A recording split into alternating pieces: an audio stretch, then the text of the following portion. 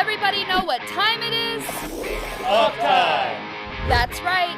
FleetPride is proud to present David the Truckman Sickle. Hello and welcome to Fleet Uptime, another opportunity for us to talk best practices in technology, truck parts, and service to help you maximize equipment uptime and profitability.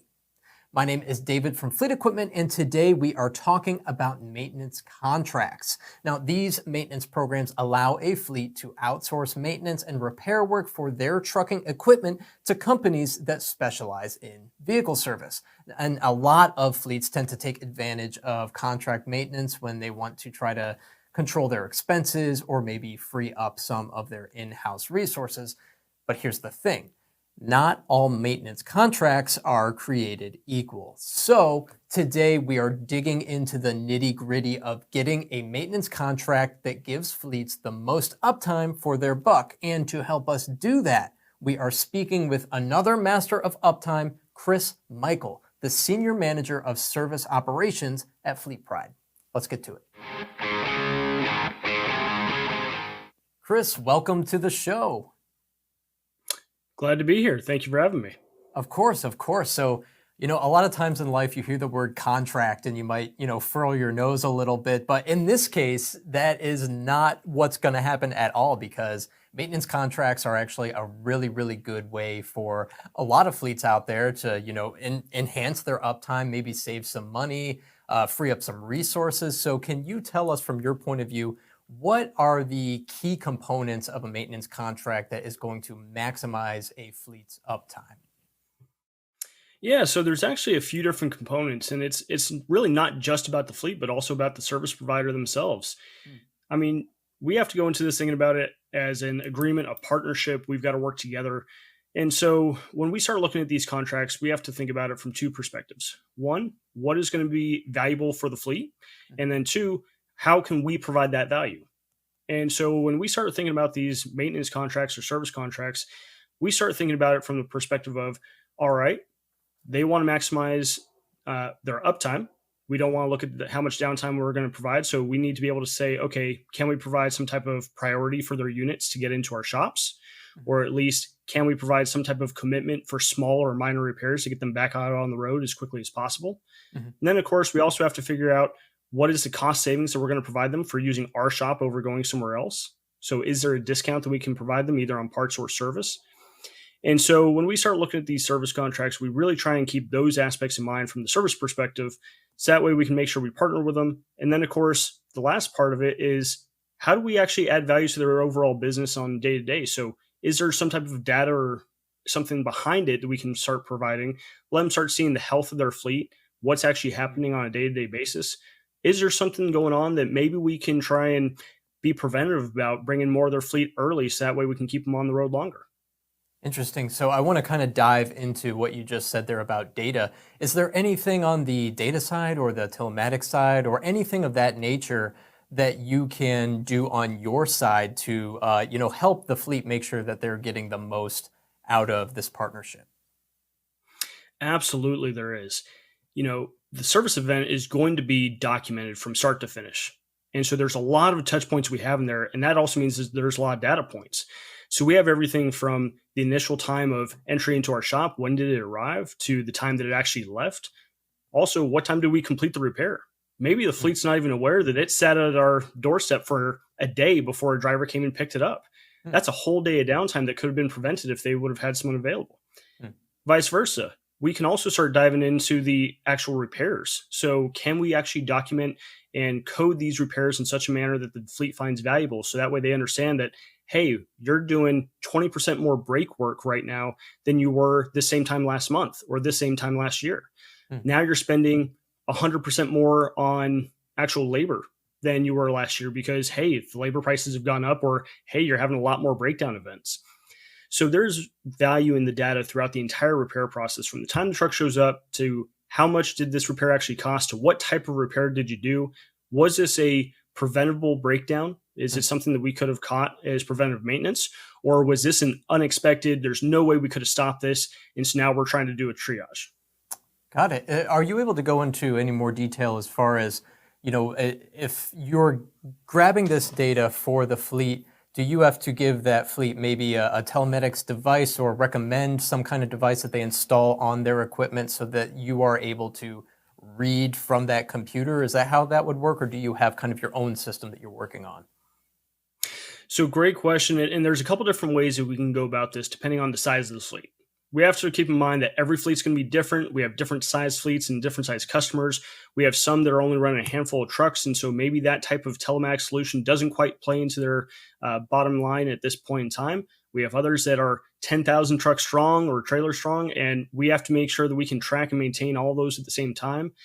So when it comes to the question of how do we collect the data, it really depends on the fleet customer themselves. And so for your typical customer, there won't be telematics information involved. Instead, we are tracking all the information that we are receiving right there from the truck as we plug in and as we do our repair.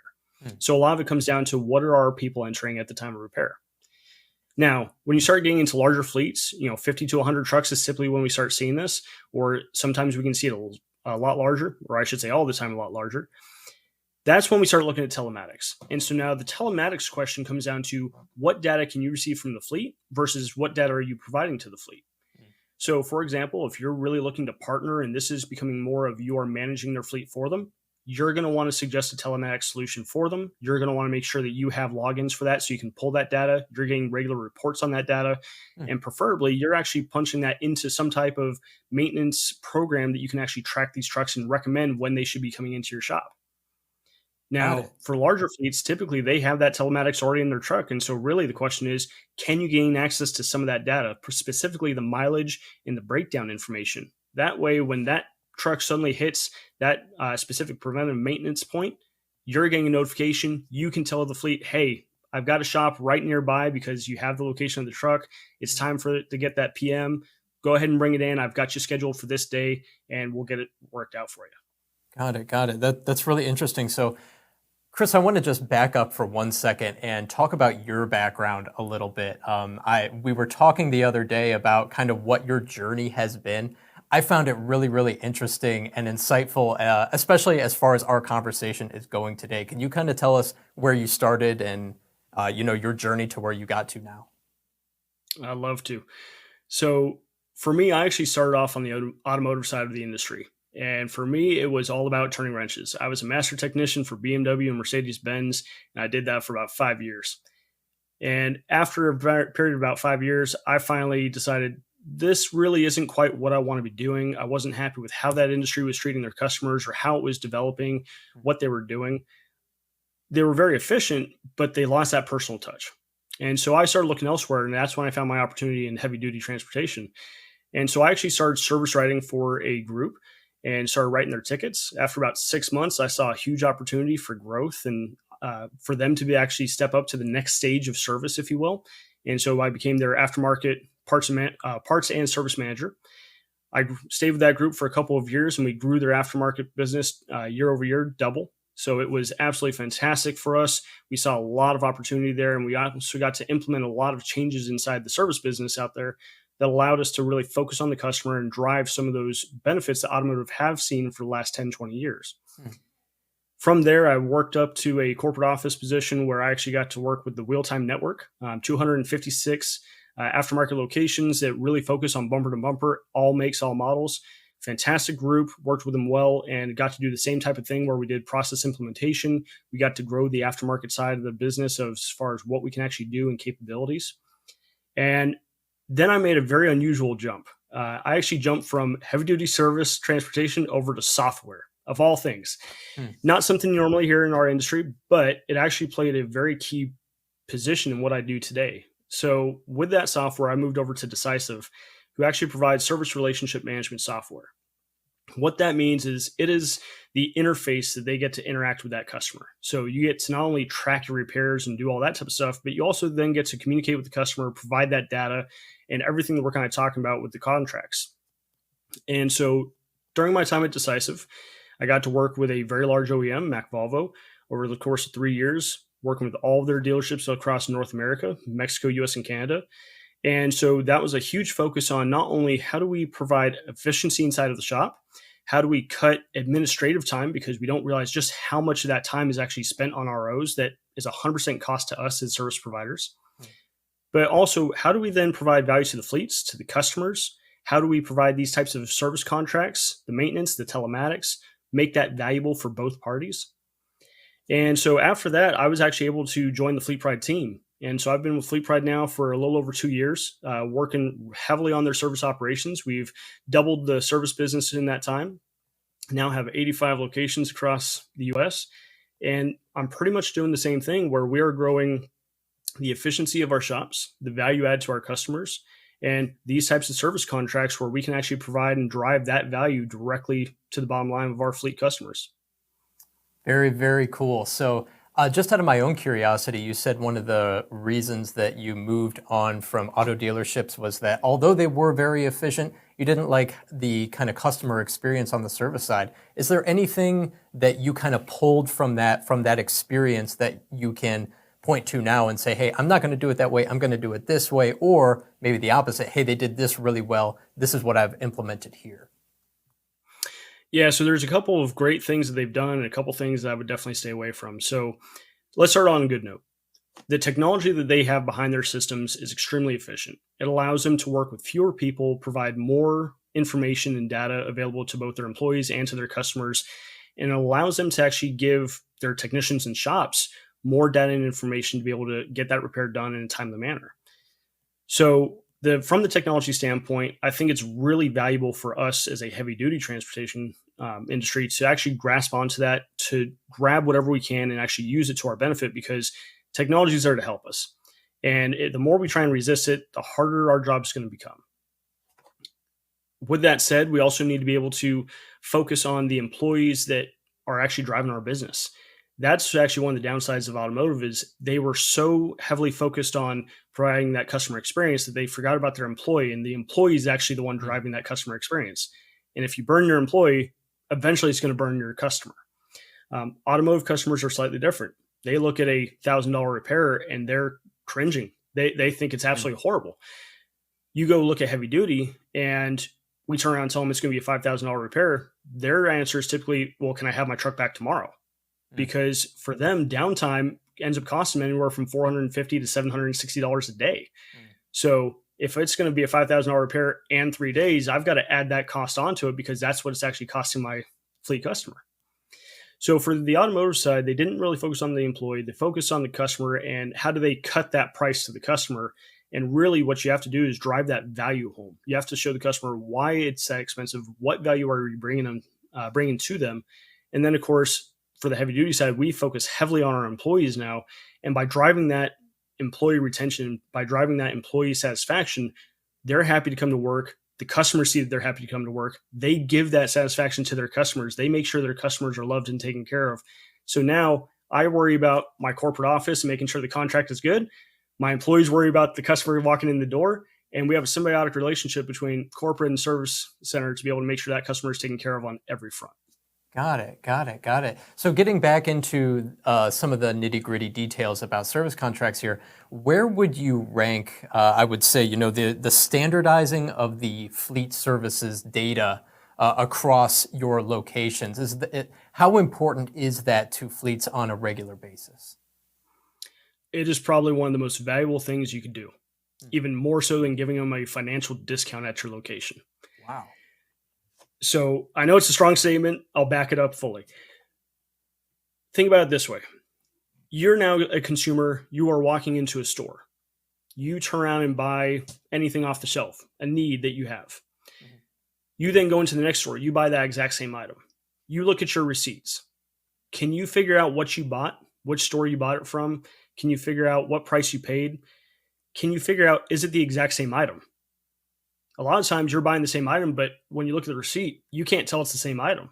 Mm-hmm. It's a different SKU number. It's a different description on the receipt. The pricing may or may not be the same depending on which store. That varies store to store. That's understandable. But you can always tell who it is because that's right up at the top of the receipt printed. So there's certain clarity points that we have that you can tell regardless of what you look at. Now go into service. We have a lot more complicated receipts for our customers. Mm-hmm. We have to be able to distinct which unit are we looking at? When did it come in? What was the mileage? These are legal requirements, by the way. Mm-hmm. We can't just turn around and forego all this stuff. We then have to state what is the repair? description. What was the complaint that we were originally looking at? There's so many facets to this. And so when you have it, let's just say you have 3 locations and you have it where your receipts, your invoices are different across all 3. Your customers are going to come into one. They may like the way it looks. They may understand the data. They go into the next location. Suddenly they can't read it so well. Well, I hate to say it, but you've now just started stealing business away from your own shop because your customer is more satisfied with the result they get at one than the other. Interesting. Yep. Now let's say that's internal. Now let's say they're going to a competitor. They really like the way their invoices are. They're getting lots of valuable data they can plug directly into their system. Well, even if they're $5 more an hour, they can now justify that $5 an hour more because the value added on the back end is so dramatically increased. So with that said, FleetPride, 85 locations across the US. You can imagine what type of burden it would be if we didn't have standardized information across all of our locations. Sure. So with that said, we've had to go back and look at how do we make sure that it is clear on every single invoice which location they're at. Is it in the same place? How do they easily discern which unit they're actually looking at? How do we classify our repairs? Are we using that consistently across all of our locations? I want it to be so that way when someone walks into our shop, it doesn't matter if they're down in Florida, up in New York, or out in Idaho. They're looking at this exact same repair everywhere they go. Now suddenly the fleet gets that information back from 3 different locations. It reads the exact same. It looks the exact same. They can plug in the exact same numbers. We pull a report for them. That report reads the exact same all the way down. That value added is immensely powerful. And that's actually how you can justify the pricing on some of your contracts of, hey, I may not be the cheapest, but I'm actually going to be a partner with you. I'm going to grow with you. I'm going to provide you the data you need to be able to make decisions on the fly. And I'm going to make sure that you never have to question what it is we're doing for you. Yeah, I've never really thought about how important the standardization of that invoice is. I feel like if I go to the grocery store and I come home and I can't read that receipt, I get upset. And I can't imagine how much more upset I would be if I'm dealing with thousands of dollars, perhaps, in repairs for my truck. So yeah, I totally see where you're coming from with that. Now, that being said, trucks are getting a lot older. We're looking at somewhere around maybe an average of around 13 years old, maybe for your average heavy duty truck out there. So, with that, how does that approach how you are approaching the service contract on your side? So this is a point of understanding that everyone needs to take a look at, and most people actually don't. So you have different classifications of trucks when they're out on the road. You have beginning of life, that first 3 to 5 year mark. They're brand new. They still have their warranty or extended warranty. They're primarily being seen by the dealership. And most of your aftermarket service centers are not going to be seeing these trucks roll through the door. When truck health or truck life is young and healthy, this is not really a service heavy portion of their life. And so when it comes to a service contract, you realize you're only going to be dealing with preventive maintenance items. The repairs are typically going to be covered, so you're not going to see a lot of them. And so really all you're doing is just making sure those oil changes are taken care of on a timely basis. You're going to walk into that with a different negotiation standpoint than with your midlife truck. Now, this is anywhere from 5 to about 8 to 10 years. And this midlife of the truck, that's where a lot of your bread and butter is going to be. You're typically going to see an engine overhaul or a rebuild during this lifespan. You're going to have a lot of repairs. Almost none of it's covered by warranty. And so this is where you can really start figuring out and structuring your service contracts. So no longer is it just about, okay, let me make sure I see you on timely intervals for, a PM service. Now it's, okay, I want to make sure that I'm doing your annual inspections on a regular basis. Or if you have to do 90-day bit inspections, I'm doing that.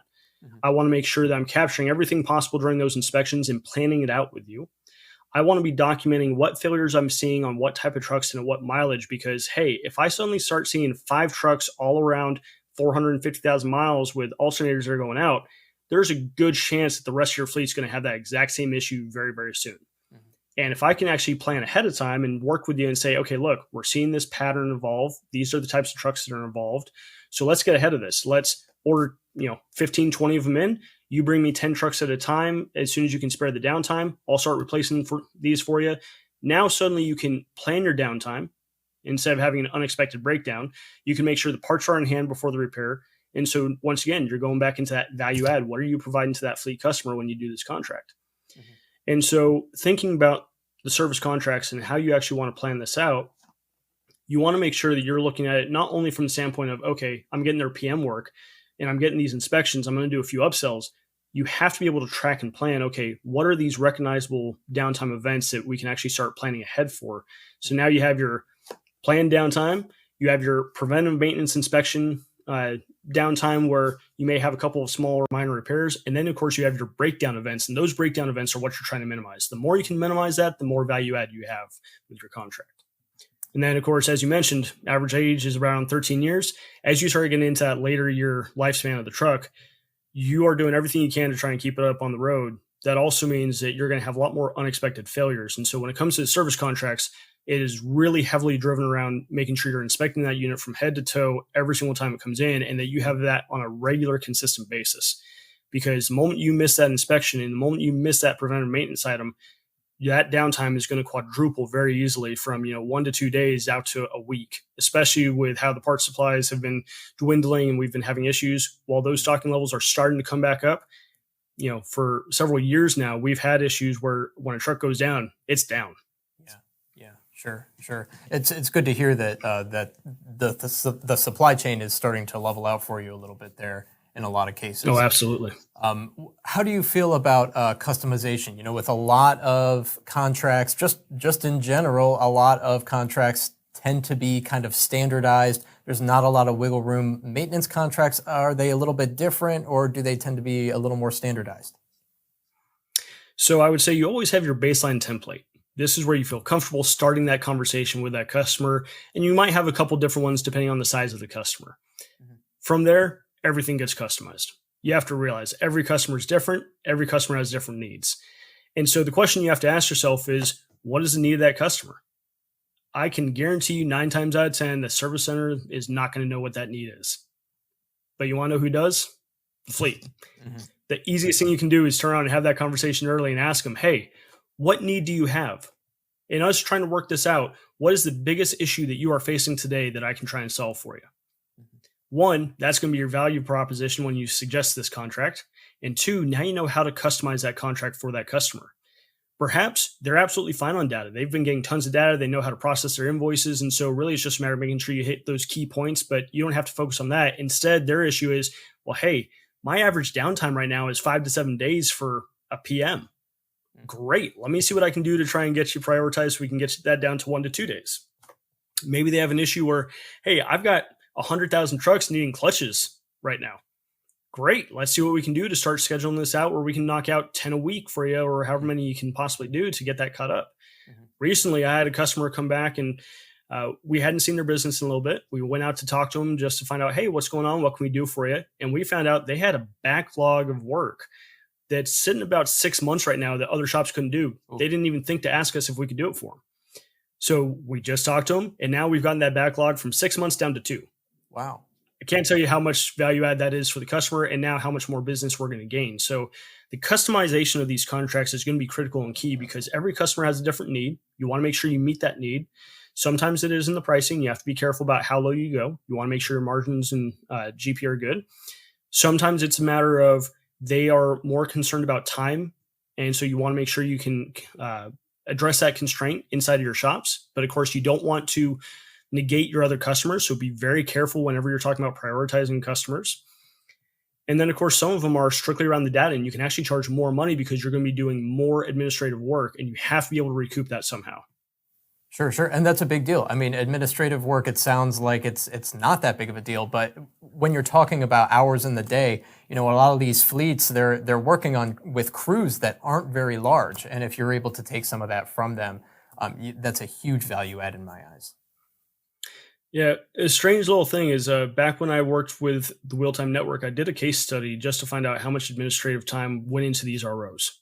And I found for a typical 6-hour RO, 6 hours of labor billed to the customer, we were putting anywhere from 6 to 8 hours of administrative work into that RO.